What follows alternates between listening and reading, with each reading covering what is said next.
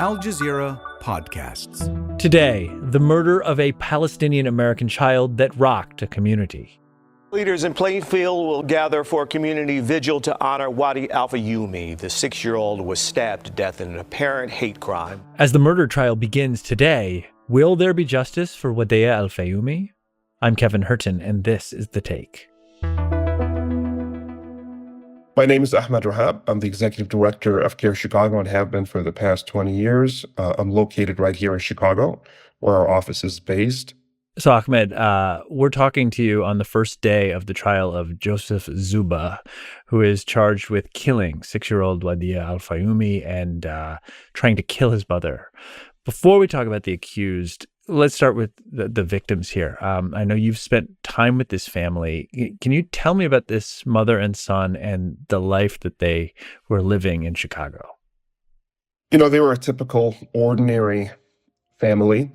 It was just the mother and the son that lived in that apartment that was rented from this landlord. She provided for him. She took care of him. They were each other's best friends. He was a beautiful 6-year-old boy who enjoyed a lot of things that a 6-year-old boy might enjoy, Lego and soccer and coloring and playing with his mother. And up until that moment, they had what you might describe as an ordinary relationship with the landlord. As a matter of fact, he had built a treehouse for young Wadea in the past and allowed him to swim in the outdoor swimming pool area, which I believe was an above-ground pool in the backyard. So this came as an immense shock to everyone. Yeah. Not least the family. Yeah. What brought the family to Chicago in the first place? They're originally Palestinian, so like most Palestinians who end up being forced out of their homeland in their ancestral villages and towns, it wasn't really a choice as much as it was something that they had to do for safety and security. And they really didn't have much choice in the matter. The father told me something really powerful. He had said how that his family had moved from their homeland where they had been targeted just for being who they are, hoping to find shelter, solace, opportunity, and respite in this new land of opportunities, only for his most innocent and vulnerable child to be targeted yet again simply for who he is and butchered in the sanctity of his own home. This wasn't even a dark alley street corner. This was in the safest place this child could find on earth, his home with his mother. And that's where he was targeted and ripped apart in full view of all of us. So when you look at this larger context of it, it's really heartbreaking in a multi-generational, more ways than one type of way. I'm here because I'm the boy's father, not because I'm political or religious. I'm here as the father of a child whose life was taken. And there are families in the country that I think need to understand what's happening. So they're living in Chicago, mother and son. They have a landlord. Take us back to October 14th, 2023, and what we know about what happened that day. So the context of the crime is that obviously at that moment in time, we had been dealing with the October 7th attacks and the consequences of that, which were basically this carpet bombing campaign against Gaza by the Israeli forces. As it so happened, both family members, the father and the mother of Wadea, had lost family back home in Palestine. And so they were reeling from that. And so what happened that day was apparently this older gentleman, this person, this landlord, Czuba, was watching CNN. And he had been watching the news. He had been described by his wife as being obsessed with the Israeli-Palestinian conflict at that moment. In the media, it was basically wall-to-wall coverage, and it wasn't very favorable to the Palestinians. As a matter of fact, the case can be made that it was really inciting of hatred of Palestinians, just the way that the coverage was and how one-sided and biased and blatantly so it was. Oh, I remember the CNN coverage at the time. I remember. Especially CNN coverage. I mean, I was actually on CNN with the uncle of Wadea later on after the crime had occurred.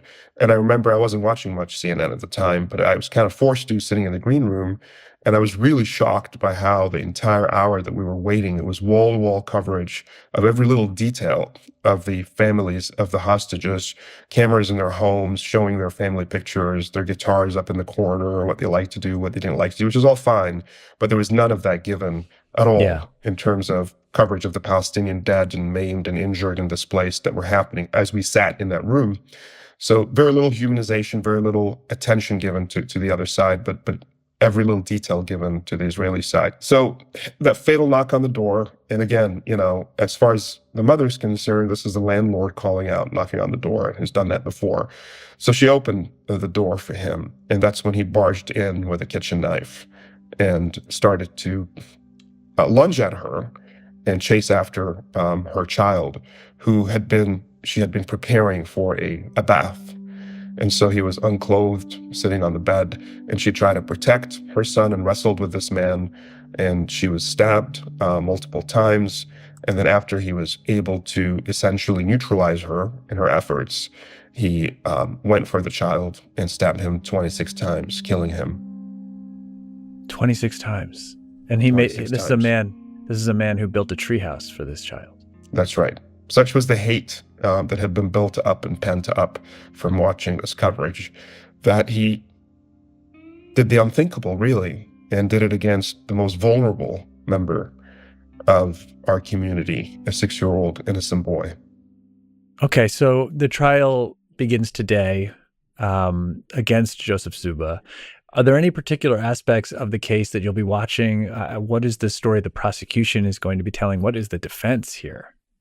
I can't imagine what the defense might be, but I do know that he's being charged with 8 charges, 8 crimes, including 4 related to murder, 2 to aggravated battery, and 2 hate crimes, which are very important to be added to the charges, because it was very clear, even from the early law enforcement investigation, that he was motivated by anti-Muslim and anti-Palestinian animus, and that he had said, basically, and yelled out to the victims, "All Muslims must die," as he was committing his crime, as he was stabbing them. And this was in the police report. And mind you, we've dealt with so many hate crimes over the years, and I want to sort of emphasize how rare it is for law enforcement to almost go out of their way and essentially pin a motive that early in an investigation, but it was so blatant that it just had to be in there. And so from the very beginning, it was very clear that this was a hate crime. And that's why it's so important that it's prosecuted as such.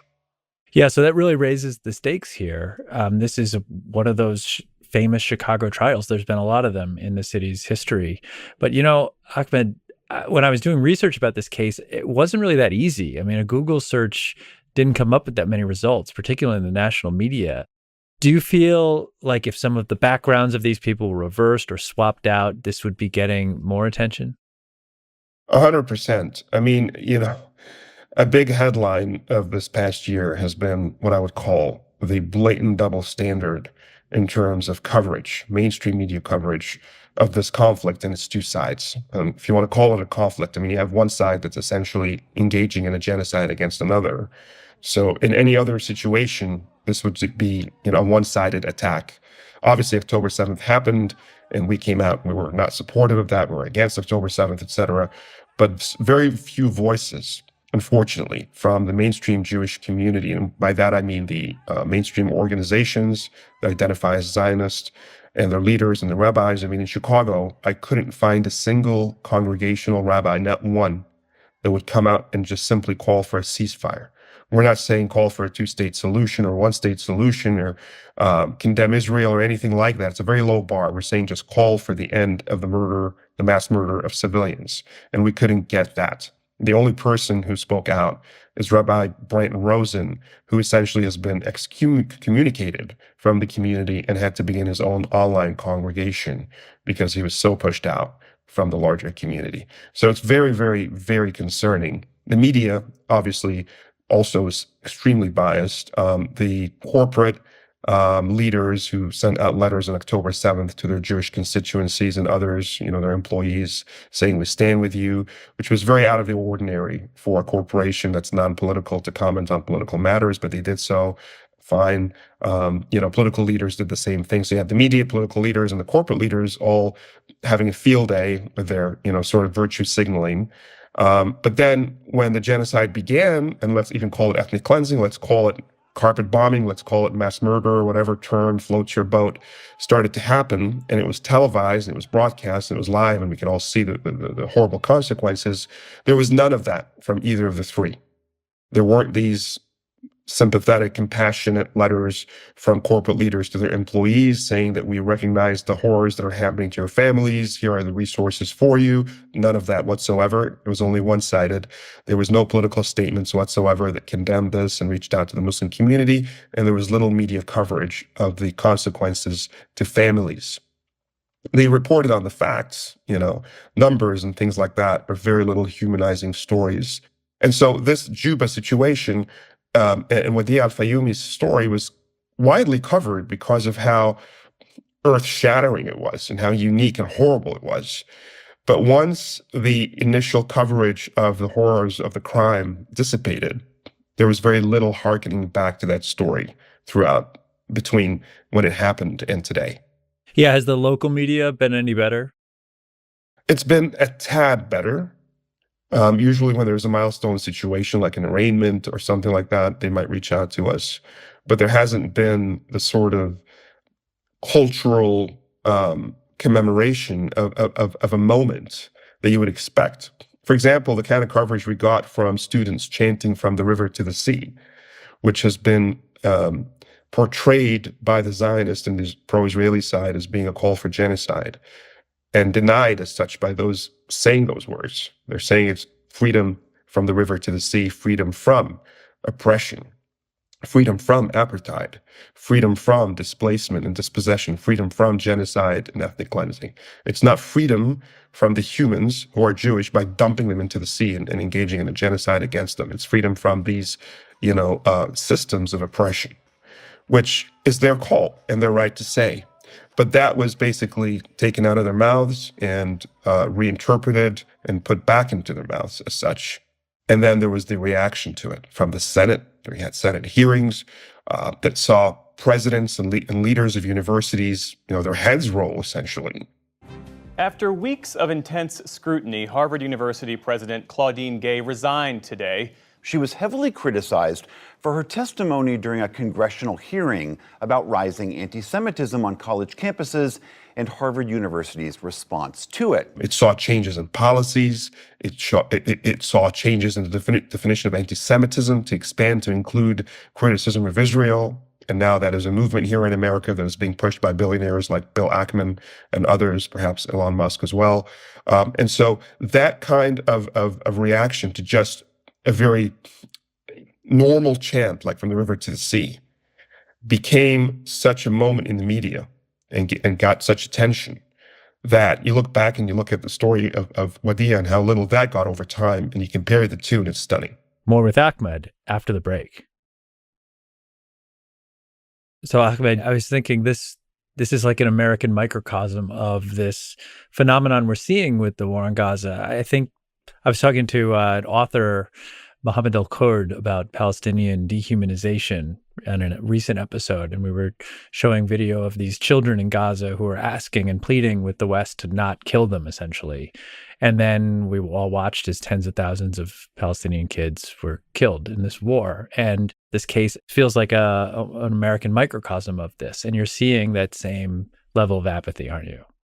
You are, and you hit the nail on the head with the word dehumanization, because that is the basis, the psychological basis of what we're seeing.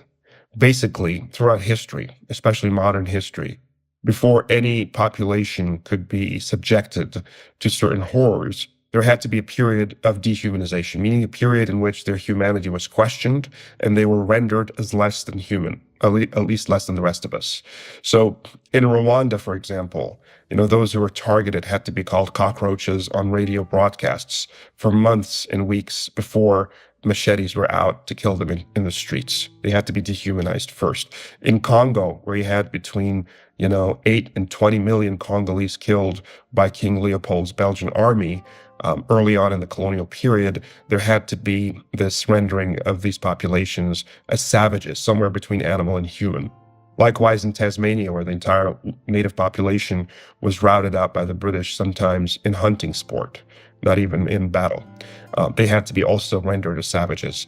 The Jews of the 1930s, 20s, etc., before the Holocaust of the 40s, there had to be in the 30s, there had to be this long period of dehumanization of Jewish individuals in Germany as being vermin and as being this and that. Likewise in Palestine. Before you can see a genocide play out in the world watching, there had to be a period of dehumanization of Palestinians in which we're told their mothers are not like our mothers, they're not like your mothers, they're not like ordinary mothers. They put their kids out as human shields. And they don't cry for their kids. They're not normal parents. Human shields this, human animals that. You heard this from authorities in the Israeli government. This wasn't some right-wing fanatic on a blog. This was an official, responsible, accountable leader speaking in their official capacity, calling that population human animals. So this dehumanization process really is the foundation and the necessary sort of introduction to what comes next, whether it's genocide, mass murder, or other horrible forms of abuse against entire populations. So, Ahmed, the Council on American-Islamic Relations, CAIR, which you're part of, has received over 8,000 complaints of anti-Muslim bias in 2023, the most in almost 30 years. And a disproportionate amount of those came after the October 7th attacks. Now, I first kind of became aware of CAIR right after 9/11. I wonder how you would compare that era to what you saw right after October 7th. Basically, right after October 7th, we in the CAIR world tend to think of it as almost as bad, if not worse, than the post 9/11 period. Wow. And so in terms of the elevated media attention that basically cast aspersions on Palestinians, on Muslims, on people who support Gaza as being pro-terrorist or whatever, and sort of elevating the threat against the community, the hate crimes, the hate incidents, the emails, the calls, the chilling effect in the community, which really went well beyond hate crimes and hate incidents. I mean, you're talking about in ordinary spaces every day, teachers in their schools who are Muslim or Palestinian, students in their schools, employees in their place of employment, all of these, should they speak out even in their personal capacity on social media, as responsibly as you like, are targeted, are doxxed, sometimes are retaliated against, sometimes are fired or disciplined, not hired, not given a promotion. So this whole censorship and retaliation angle, in addition to the hate incidents and hate crimes and hate rhetoric, made it as bad, if not worse, as the post 9/11 period. We saw a 700% increase in case intakes in our office in the few months after October 7th versus the few months before. Yeah, Ahmed, I wanted to ask you about something that happened just over a week ago in Miami. Yeah. I'm sure you saw this story. A Jewish man there shot two men he believed to be Palestinian, and it turned out they were actually Israeli tourists. Police say that the shooter believed that these two in the car were Palestinians. But it turns out, after we spoke with the victims, that they were Israeli Jews. I mean, there's a ton of layers to this story, but I'm just curious about your general reaction to what you saw there. I mean, it was a horrible, horrible incident, and it's doubly ironic. On one hand, the irony of this man targeting two people, thinking they're Palestinians, only for them to end up being fellow Jews. And then the irony of the victims being targeted by this man, thinking that he is a Palestinian Muslim terrorist, quote unquote, and then later finding out that he is a fellow Jew. And in both cases, the rants or the cry coming out of each mouth of the perpetrator and the victim is death to the Arabs. Yeah. So, it's a horrible story, horrible situation. But I think it kind of uncorks the reality that there's so much hate, unfortunately, amongst, Israelis and certain Jewish communities and Zionist communities in this country at the moment against Palestinians and Muslims. And it really is unfortunate. I should add the caveat that there are so many Jewish Americans who are very much opposed to the crimes that have been committed by the Israeli government against Gazans and Palestinians, and indeed have been at the forefront, along with us and sometimes ahead of us, in terms of protesting and speaking out.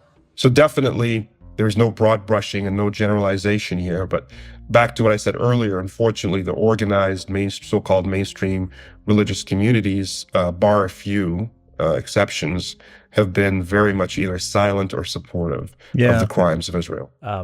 Okay, finally, Ahmed, let's get back to the case. You've been living in the Chicago area for over 30 years, and you're a big part of the Muslim community there. Can you tell us just a little bit about how the community is feeling about this case in particular, how important and what the stakes are?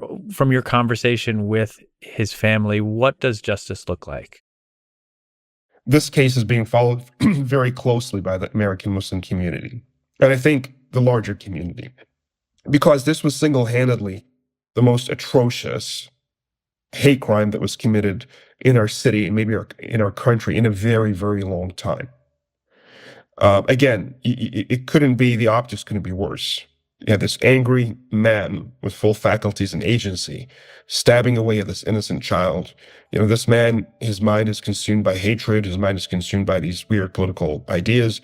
And this kid is thinking Legos and coloring books and, soccer and going to see his dad on the weekend and baking with his mom, things like that. Two different worlds completely, they collide. And the evil and darkness of that former world is stabbing and tearing away the innocence and beauty and light of that child's world. I have 3 kids in the same age group as Wadea.